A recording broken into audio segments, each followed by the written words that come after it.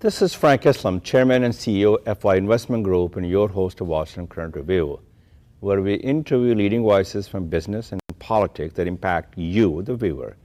Today, our guest is Mr. Nguyen.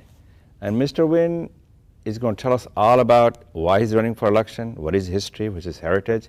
So, welcome to our show.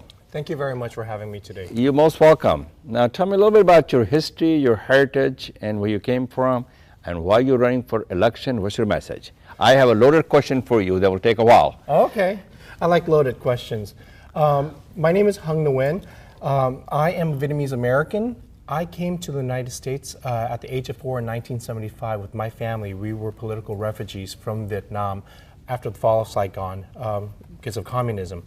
My dad and my uncles fought in the war, and today basically I am a businessman and a family man who has continued to be very supportive of my community and done a lot of work within the community. Coming to the United States, we didn't have anything as refugees. So you came from a humble beginning. It was very humble beginning. I would even say we are low income. We were a low income family. My mom and my dad worked in the sweatshops in Los Angeles where we would sew threads and needles on shirts, clip it, you get a few pennies out of dollars. So I understood what it means. So that gave you the strength and the courage. Correct. It tells me that, we have to earn our dollars. We have to work hard. Absolutely right. That's what America is all about. And that's the American dream. And today I'm sitting here next to an illustrious gentleman like yourself. Oh, thank you very much. So tell me a little bit about, that's a great history, and we take a lot of pride in your history and your heritage, and that you work very hard. You were able to realize and renew American dream. Now you want to give back to the community, and as a result of that, you're running for election. So tell me a little bit about what election you're running for, number one. Number two, what's your message and why people should vote for you? Okay. Well, I'm running for the Virginia House of Delegates. Virginia House of Delegates. Which covers Western Fairfax along Route 50 from Fair Oaks Mall. Which is a very diverse part of this community. It's very diverse. There's about 21% Asian Pacific Americans in that district, about 1,100 South Asians, roughly about 950 Pakistanis, about 1,300 Korean Americans, 1,100 Vietnamese Americans. So it's very diverse. And, there's about a 10% Hispanic population. Okay. So it's very, very diverse. And so the reason I'm running is, again, I have been a community activist for over 20 years. And, some people call it leader activist. I'm a worker bee. I like to get things done within the community. You want to solve the problems? I want to solve problems. I don't like to do a lot of talking. Let's figure out what the issues are and let's figure out how we can solve this. Very good. And so I'm running for the House of Delegates because it's about community service. I'm not running to be a politician. As a community, you want to give back to the community. I want to give back to community. I just consider that I'm running because this is the next level of community service. And I think there's a lot of folks in the community who does work for the community, but sometimes we don't find those opportunities to take it to the next level on behalf of community. Very good. So what will be the message for you, and who's your competition? What makes you think you're going to win? Well, my message is very simple. As an Asian American, and as most folks who live in the 67th District, we care about education. Good point. Children, even especially with pre-K, we have to make sure that they have equal access to education. Obviously, as they get older, whether they study or go do something else and their grades go down, that's their own individual choice. But at least we have to make it from day one, they have equal access to whether it's pre-K or kindergarten. The second thing is, as they work and study hard, as we all have, we have to make sure that there's opportunity for them to be employed after they graduate. Otherwise, what's the point really? So they should acquire the technical skills. The technical skills, and one of the areas I want to focus in on is STEM, science, technology, Very engineering, well. and mathematics. And we need that. And we need that, especially here in Northern Virginia, where we have a large IT base as well as a government contract, and we have to have the workforce that supports our future efforts. The other reality is we can have jobs, but then we're stuck in traffic, in transportation. So the transportation is going to... Transportation is another issue, because if we're stuck in traffic, it's going to take forever to get to work. And as a former business owner yourself, if employees show up late, they get miserable, they're not as productive, and they're not. And by the time the afternoon rolls around, they want to get out of there because they want to beat the traffic to get home to their family. And so really, I want to make it simple. Focus on education, making sure that we have jobs, and then making sure we can get there. The other great thing about where we live is we have the Dulles Airport, which is a great international airport. A lot of South Asians, a lot of Vietnamese Americans. We all have relationships with our home countries. How can we help to expand those opportunities to either do domestic or international business, bring firms here to Northern Virginia, or for us to help export. So you Virginia promote products. trade, Correct. investment, and commerce. Correct. And tourism. And tourism. I mean, Virginia's for lovers. Yeah. So people should come here, and we've already have invested a lot from the federal and also the state side to promote Virginia and other parts of the world. All we need to do now is take our human resources and our connections to make sure we close the deal, so to speak. But this area has been very much dependent on the federal government. 45% of the business is dependent on the federal government. So obviously your thoughts that you're talking about in terms of promoting the trade, international trade, will be key ingredient for our people to get a job and also to diversify their industries. Is that what you're thinking, is, Mr. Nguyen? That's exactly what I'm thinking, because we're heavily dependent on government contracts. Right now everybody's talking about sequestration, but the question is, if we have other industries, maybe create a hub of some sort of center of excellence where folks come up with new products and ideas, and we have the space to create manufacturing. We got the best resources, best workforce in the world. We have them, and we have to more fully utilize them.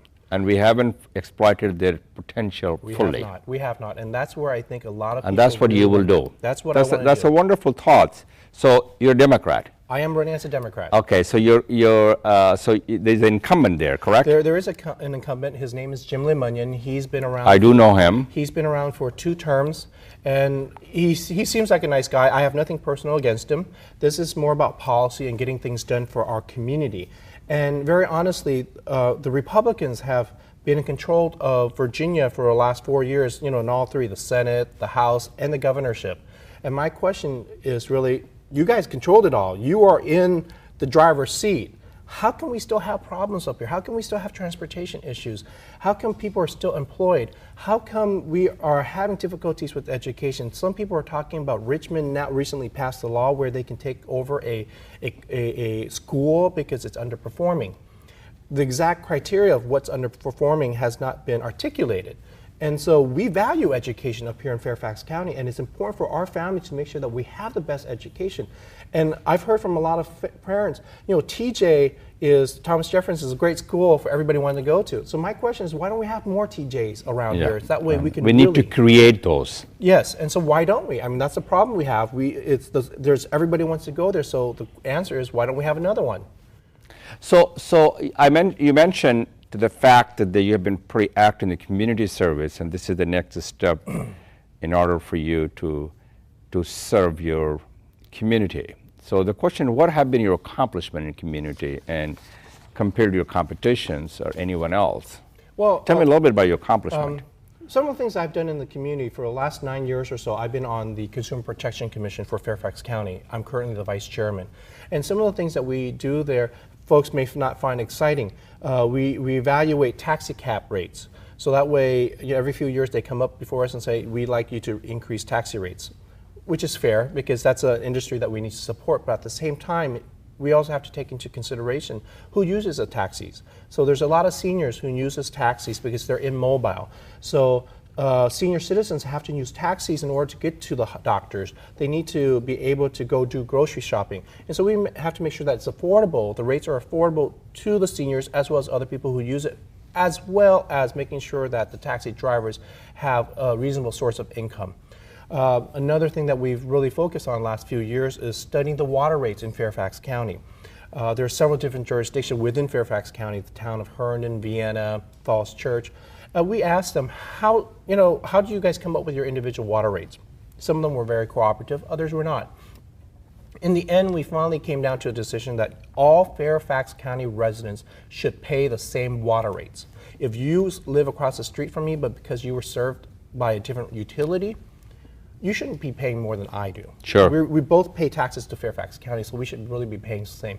So certain folks in certain jurisdictions were paying up to or more than $1, and we just thought that was unfair. We proposed to the Board of Supervisors that they set rates, and they agreed, and we now have set rates for all Fairfax County residents. So these are the issues that you're working on, and that's the issue that you want to work when you get to the Richmond. Correct. So as a consumer protection advocate, I want to make sure that, obviously as a businessman myself, I want to make sure that businesses make money, are in a position to make money and have those opportunities. But I also want to make sure that the consumers are also protected. A lot of folks sometimes go to car dealerships and buy all sorts of things, and then they realize that they don't get any services when they leave and come back. I've heard that from a lot of folks. And so we have to make sure that there's a fair balance. You should make money, but also provide the services that people bought into. And so some of the other things that I've really been focusing on is also building the pipeline for Asian Americans, young leaders. You've been a successful entrepreneur. You want to inspire by your story so that people can follow in your footsteps. Exactly, and we want to make sure we mentor people. Yes. You know, the same skill sets, whether you join the federal government, because that's the other big industry in this sector, or to go into a nonprofit, because we have a lot of nonprofits in this area, or to even go into private industry. So you want to create a next generation of American. We do. And especially emphasize the fact, because you are Vietnamese American, so you want to help them. They'll look at you as a role model. Yes, but not just only, But you represent the face of America that is an important to this nation is. So let me tell you a little bit about the fact that what do you aspire to do as a Virginia delegate? And we talked a little bit about that. So tell me a little bit more about that. Well, as a Virginia delegate, I again want to focus very simply on education, transportation. And how do you make business. education more affordable and accessible? Not everyone can go to college, university. What about the emphasis on community colleges? Correct. I mean, there are great community colleges here in Northern Virginia. Yes. Yeah, you're absolutely right. And you know, I always tell people, if you can save some few dollars, go to community colleges first, because in other parts of the country, some folks can go to college, but they're on what I call the extended plan, 5-6 years, because they can't finish all their courseworks in 4 years because there's not enough courses because too many students are signing up. And so we have to make sure that, one, colleges are affordable, and I believe that's, Congress is currently working on the student debt issue. But the other thing I really want to focus on, too, is something very simply as pre-K. Pre-K. Pre-K. Some folks have good jobs. We can send our children to kinder care or pre-K education. Other families who are still struggling, working 2 or 3 jobs, can't afford to send their kids to that additional education because they have to put food on the table. And so even something as simple as when you start kindergarten, there are some children who there's a achievement gap, so to speak, an academic gap, because some already know their 1, 2, 3s and ABCs because they were privileged to go to some pre-K, others were not. So even at that base level, from day one, there's already a setback behind, and so we got to make sure that that's equalized. Very simple message, we should make it affordable, because there are plans I'm looking into. I don't want to raise taxes, but at the same time, we may have to raise some taxes, because we can't say we want all these things and who's going to pay for it. I mean, as a business person, as a family man who has a budget, we have to make a decision. Do we go to Magic Mountain this month, to King's Dominion, or we go buy food? We have to make a choice. We can't really be living in debt all the time. And so those are the tough choices that we have to make as a Commonwealth. And as a legislator, we have to make those tough choices. And once we make it, we need to explain to our constituents why. One thing, very honest, that a lot of folks, I've been filling out a lot of forms. People are asking me, what's my opinion on this? What's my opinion on that? Paperwork. A lot of paperwork. And folks have said, well, if you budgeted for this, are you going to take money away from this budget item and fund this other one? My immediate answer from a common sense perspective is, well, you budgeted for it and you used it up, and so you used it up. You don't just take money from one pot and feed the other pot. That's the whole point of having a budget. I totally agree. Well, thank you very much for coming. And I want to wish you good luck as you undertake this new journey. It's not a new journey to you, but it's a continuous journey to all of us and for you as well. Thank you very much. And that's the next step up for you. And good luck to you. Thank you. Thank you for watching. This is Frank Islam wishing you a great week.